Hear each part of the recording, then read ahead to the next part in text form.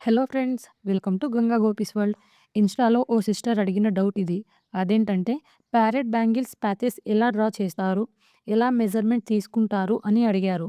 ఈ డౌట్ అడిగి కూడా చాలా రోజులు అవుతున్నాయి. బిజీగా ఉండడం వల్ల ఈ వీడియో ఇప్పుడు చేస్తున్నాను. నేను ఇక్కడ 26 బ్యాంగిల్ తీసుకుంటున్నాను.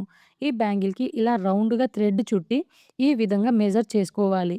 నా దగ్గర టేప్ లేదండి. అందుకే ఇలా థ్రెడ్‌తో మెజర్ చేస్తున్నాను. మీ దగ్గర టేప్ ఉంటే మీరు అదే యూజ్ చేయొచ్చు.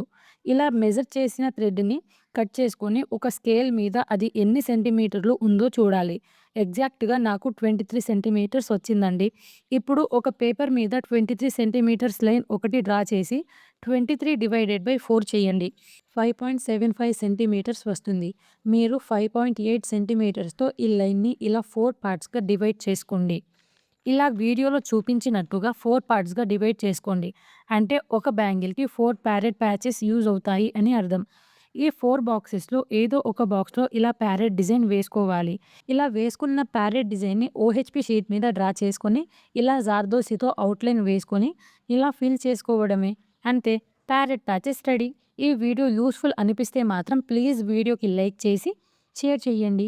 అసలే ఈ మధ్య వ్యూస్ కూడా బాగా తగ్గిపోయాయి. ఇలా డిసప్పాయింట్ చేస్తే ఎలా ఫ్రెండ్స్?